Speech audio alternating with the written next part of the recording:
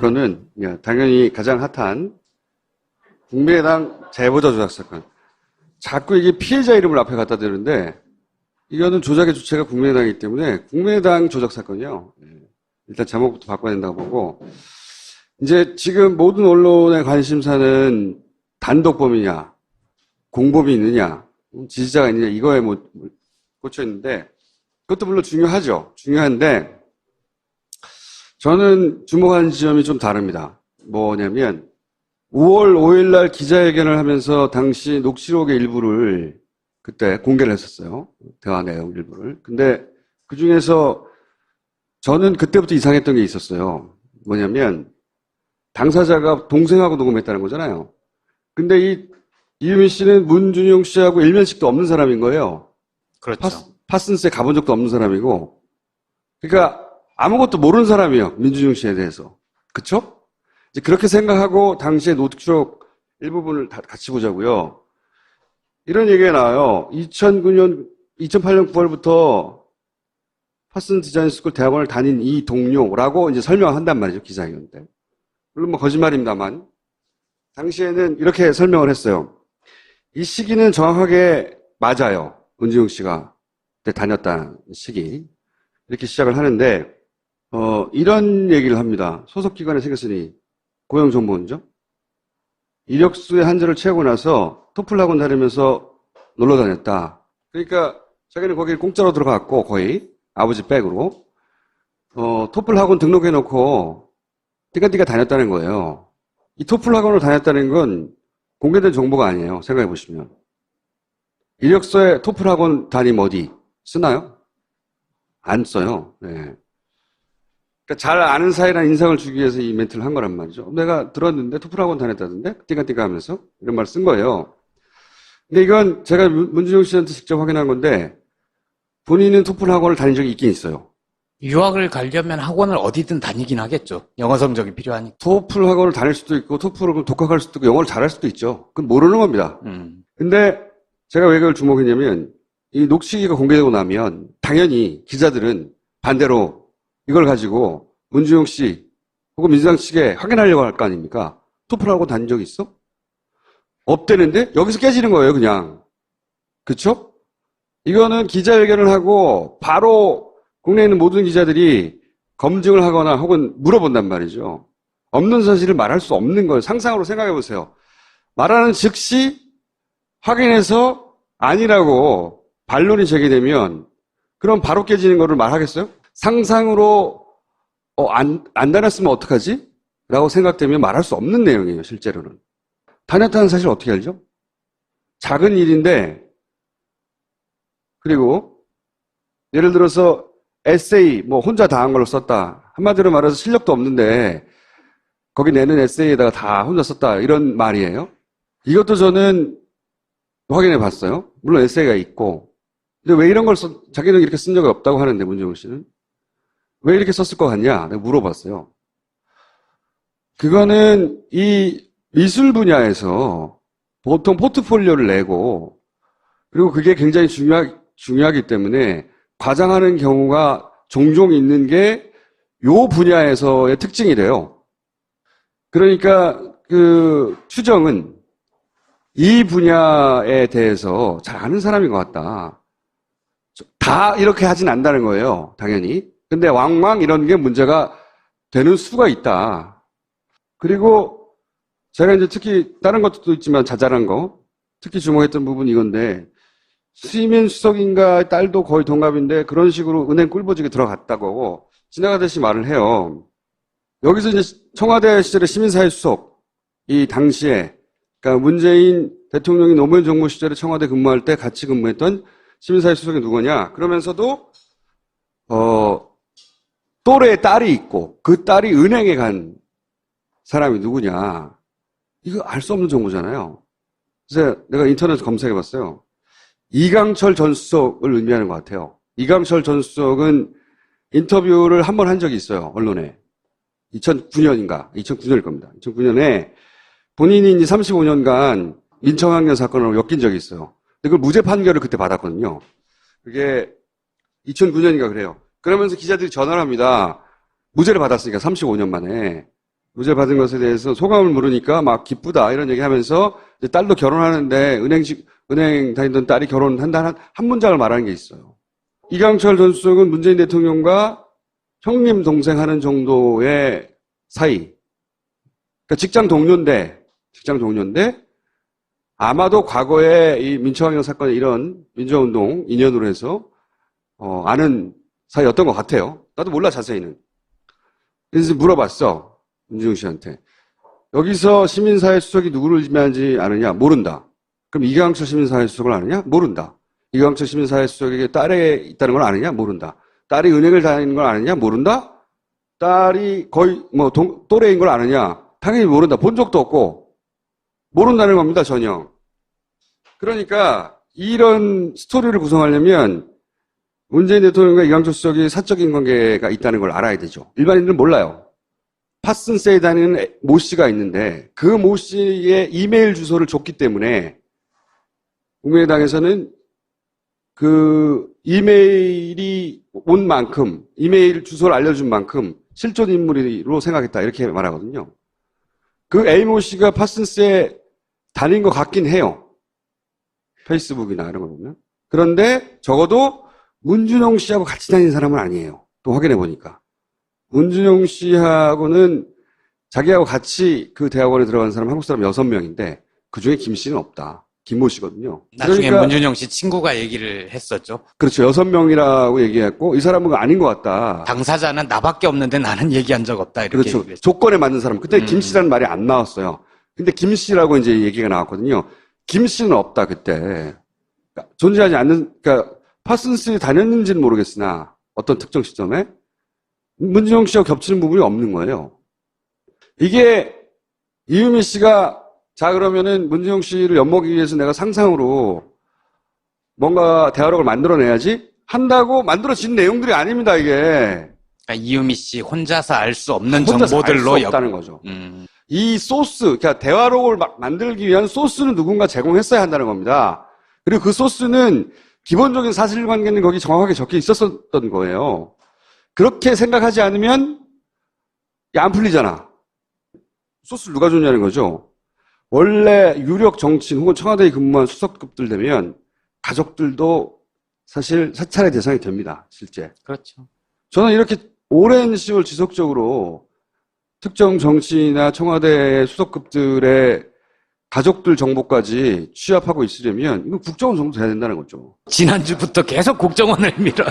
그렇지 않은 기관 혹은 개인이 이런 정보를 취합해가지고 그 소스로 제공할 수 있나. 뭔가 소재들이 알차게 제공됐다. 그 노무현 정부 시절의 수석들이 그런 식으로 인사청탁하여 들어갔다. 문정 혼자가 아니다. 라고 이야기를 만들면 신빙성이 더 올라갈 테니까 국정원이라고 한다면 국내 정치의 대선 기간에 직접적으로 개입한 거거든요. 만약에 이렇게 나온다면 이거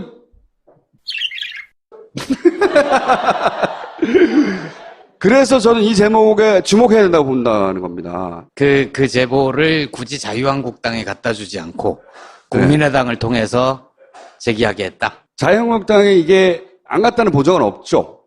자유한국당도 문준용 씨에 대해서 여러 가지 얘기를 많이 했으니까. 그러면 이제 국정원 적이라고 하고 국정원 적이다. 그게 어디까지 올라간 거예요? 이유미 단독 아니면 이준서 최고위원 그건 아니면 모르겠어요. 그 이상? 그건 그 당에 국정원하고 되게 친한 분 한 분 계시잖아요. 글쎄요. 저는 이게 한 가지 의심스러운 점은 뭐냐면요. 뭐 혼자 했을 수도 있어요. 혼자 하기에는 나 혼자 할 테니 국정원 자료 좀 줘봐. 이거 말이 안 되잖아요.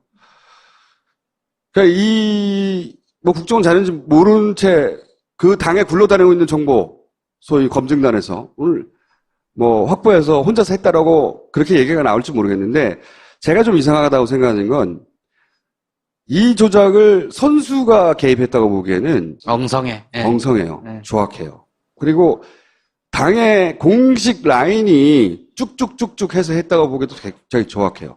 왜 조악하다고 생각하냐면 이게 선거가 끝난 이후에도 문제가 될 소지가 너무 많거든요.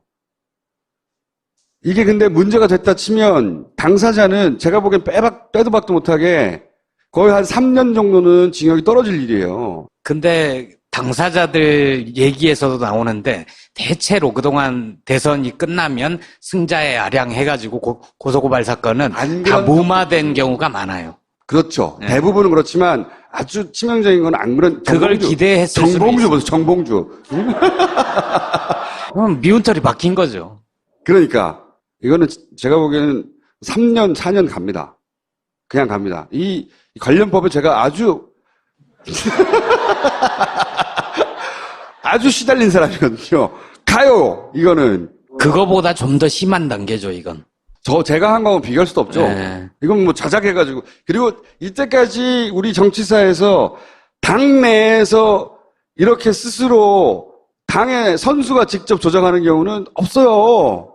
대부분 배우를 영입하거나 외부에 누군가를 끌어오거나 갑자기 뭐 폭로라고 튀어나와서 기자회견을 하거나 북한에다 총 쏴달라고 하거나 자기들이 직접 책임지지 않을 수 있는 범주를 치고 나서 근데 이거 당연히 직접이잖아. 그래서 제가 보기에는 그 국민의당의 소위 올해 선거를 치른 경험이 있는 선수들급에서 했다고 보기에는 참 너무 위험하다. 어설프고. 라는 생각 하나. 또 하나는 이 이유미 씨의 이제 히스토리를 쭉 거슬러 올라가 보면 결국은 그 안철수 전 대표가 이 정치인이 아닌 시절에 맺었던 인연이에요. 민간인 대 민간인으로. 그때 청춘 콘서트하고 전국을 돌아다니고 대학원 제자. 네, 대학원에서 이제 알게 되었고 청춘 콘서트를 한다고 하니까 교수가 아마 갔거나 혹은 뭐 도움을 요청했거나 거기서도 관계가 맺어진 거예요. 굉장히 오래된 관계입니다. 그러니까 정치인이 되기 전에 맺었던 믿을 수 있는 관계죠. 그런 관계고 그런 관계라면 이거는 완전히 추정이긴 하지만 혼자만의 그런 관계라면 그 전에 왜 언론에 잠깐 등장했던 뭐 서초정 팀, 비선 라인 이런 얘기가 잠깐 등장했었어요. 그 라인과도 연결고리가 있을 수 있다. 그러니까 비선 라인이라는 게 결국은 정치에 입문한 이후에 알던 사람, 정치인 조직이 아니라 그 전에 알던 사람과 알던 사람의 조직이거든요. 실제 가깝고 그것과 관련이 있지 않을까? 이분도 여수에서 예비 후보로 등록하고 정치인이 되려고 했던 그렇죠. 사람이에요. 그건 이제 자기가 신뢰하는 사람이니까 정치적으로 기회를 주려고 했던 거겠죠. 근데 그걸 이제 돌파하지 못하고 본인은 예비 경선에서 예비 후보 단계에서 떨어졌지만 그걸 2번이나 시도했거든요. 그러니까 믿는 사람이라는 거죠. 믿는 사람. 네.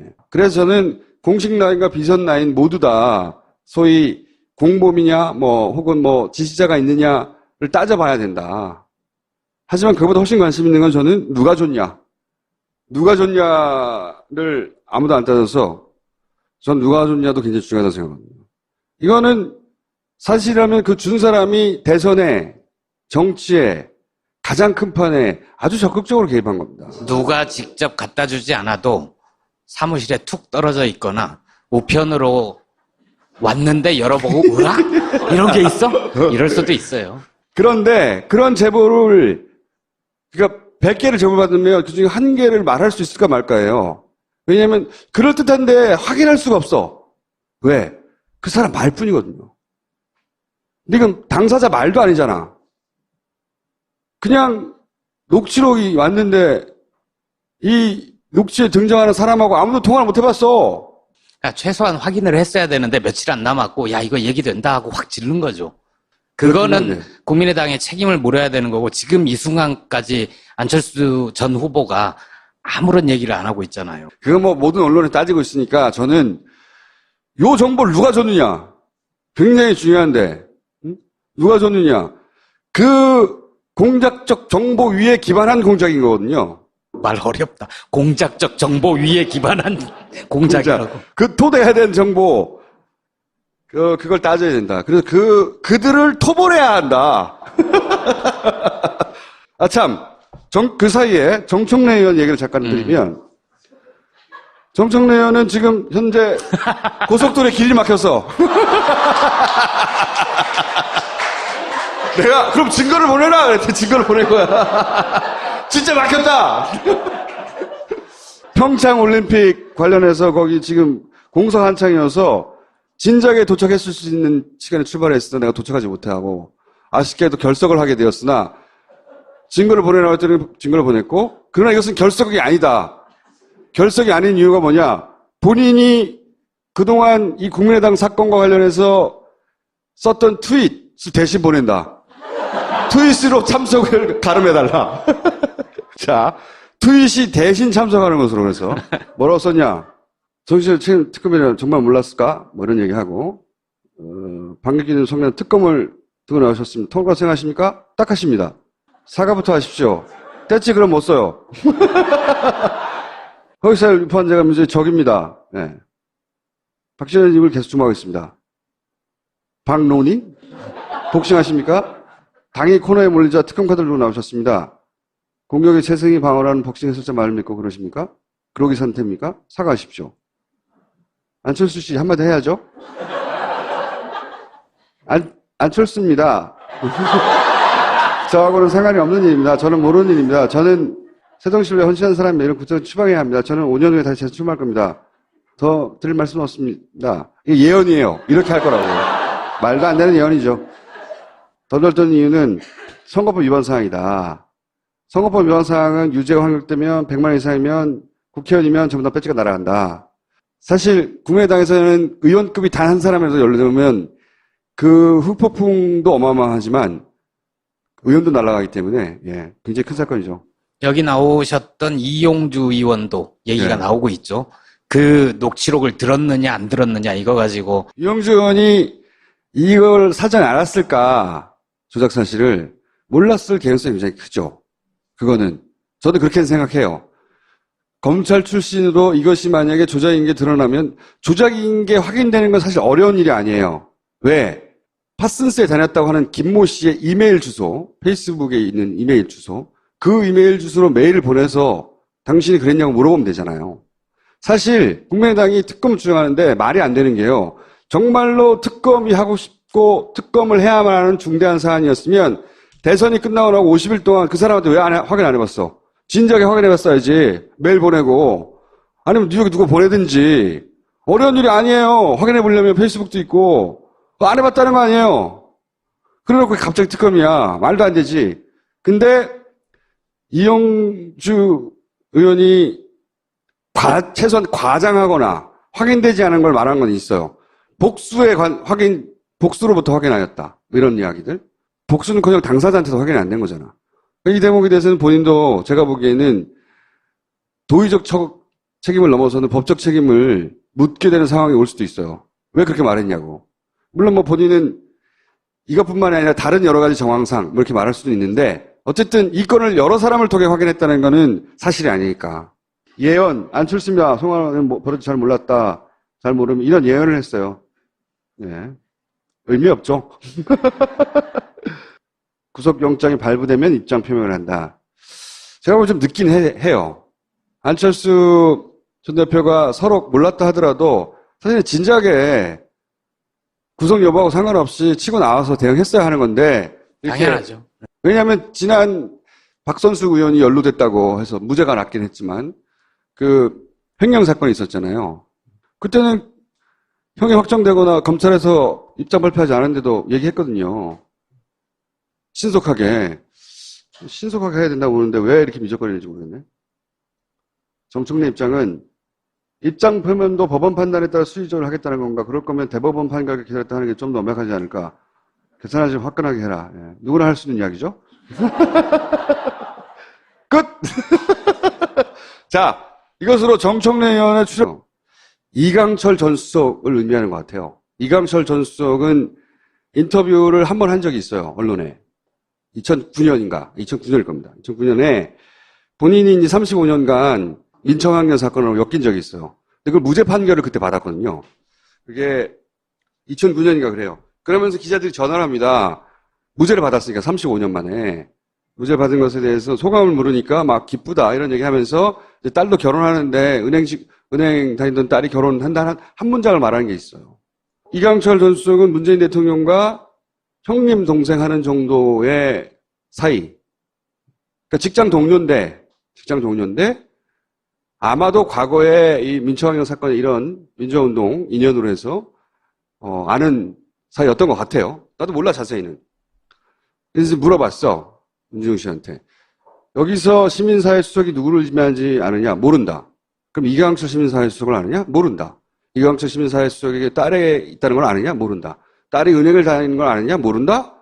딸이 거의 또래인 사건은 당연히 가장 핫한 국민의당 제보자 조작 사건. 자꾸 이게 피해자 이름을 앞에 갖다 대는데 이거는 조작의 주체가 국민의당이기 때문에 국민의당 조작 사건이요. 일단 제목부터 바꿔야 된다고 보고 이제 지금 모든 언론의 관심사는 단독범이냐, 공범이 있느냐, 지지자가 있느냐 이거에 꽂혀 있는데 그것도 물론 중요하죠. 중요한데 저는 주목하는 지점이 좀 다릅니다. 뭐냐면 5월 5일 날 기자회견을 하면서 당시 녹취록의 일부를 그때 공개를 했었어요. 대화 내용 일부를. 근데 그 중에서 저는 그때부터 이상했던 게 있었어요. 뭐냐면 당사자가 동생하고 녹음했다는 거잖아요. 근데 이유민 씨는 문준용 씨하고 일면식도 없는 사람인 거예요. 그렇죠. 파슨스에 가본 적도 없는 사람이고. 그러니까 아무것도 모르는 사람이에요. 민준용 씨에 대해서. 그쵸? 이제 그렇게 생각하고 당시의 녹취록 일부분을 다 같이 보자고요.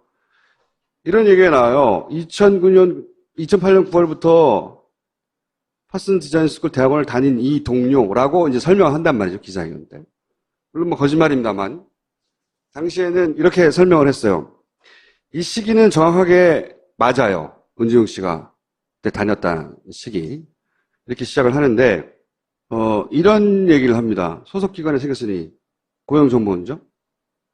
이력서의 한자를 채우고 나서 토플 학원 다니면서 놀러 다녔다. 그러니까 자기는 거기 공짜로 들어갔고 거의 아버지 백으로 토플 학원 등록해놓고 띠까띠까 다녔다는 거예요. 이 토플 학원을 다녔다는 건 공개된 정보가 아니에요. 생각해 보시면. 이력서에 토플 학원 담임 어디 쓰나요? 안 써요. 네. 그러니까 잘 아는 사이라는 인상을 주기 위해서 이 멘트를 한 거란 말이죠. 내가 들었는데 토플 학원 다녔다던데? 띠까띠까 하면서 이런 말 쓴 거예요. 근데 이건 제가 문준용 씨한테 직접 확인한 건데 본인은 토플 학원을 다닌 적이 있긴 있어요. 유학을 가려면 학원을 어디든 다니긴 하겠죠. 영어 성적이 필요하니까. 토플 학원을 다닐 수도 있고 토플을 독학할 수도 있고 영어를 왜 이렇게 썼을 것 같냐? 내가 물어봤어요. 그거는 이 미술 분야에서 보통 포트폴리오를 내고 그리고 그게 굉장히 중요하기 때문에 과장하는 경우가 종종 있는 게 요 분야에서의 특징이래요. 그러니까 그 추정은 이 분야에 대해서 잘 아는 사람인 것 같다. 다 이렇게 하진 않는다는 거예요. 당연히. 근데 왕왕 이런 게 문제가 되는 수가 있다. 그리고 제가 이제 특히 다른 것도 있지만 자잘한 거 특히 주목했던 부분이 이건데 수임인 수석인가 딸도 거의 동갑인데 그런 식으로 은행 꿀보직에 들어갔다고 지나가듯이 말을 해요. 여기서 이제 청와대 시절의 시민사회 수석 이 당시에 그러니까 문재인 대통령이 노무현 정부 시절에 청와대 근무할 때 같이 근무했던 시민사회 수석이 누구냐? 그러면서도 또래의 딸이 있고 그 딸이 은행에 간 사람이 누구냐? 이거 알 수 없는 정보잖아요. 그래서 내가 인터넷 검색해봤어요. 잘할 수도 있죠. 그건 모르는 겁니다. 근데 제가 왜 그걸 주목했냐면 이 녹취기가 공개되고 나면 당연히 기자들은 반대로 이걸 가지고 문준용 씨 혹은 민주당 측에 확인하려고 할 거 아닙니까? 토플하고 다닌 적 있어? 없대는데 여기서 깨지는 거예요, 그냥. 그쵸? 이거는 기자회견을 하고 바로 국내에 있는 모든 기자들이 검증을 하거나 혹은 물어본단 말이죠. 없는 사실을 말할 수 없는 거예요. 상상으로 생각해 보세요. 말하는 즉시 확인해서 아니라고 반론이 제기되면 그럼 바로 깨지는 거를 말하겠어요? 상상으로 안 다녔으면 어떡하지? 라고 생각되면 말할 수 없는 내용이에요, 실제로는. 다녔다는 사실 어떻게 알죠? 작은 일인데, 그리고, 예를 들어서, 에세이, 혼자 다 한 걸로 썼다. 한마디로 말해서 실력도 없는데, 거기 내는 에세이에다가 다 혼자 썼다. 이런 말이에요. 이것도 저는 확인해 봤어요. 물론 에세이가 있고. 근데 왜 이런 걸 자기는 이렇게 쓴 적이 없다고 하는데, 문정훈 씨는?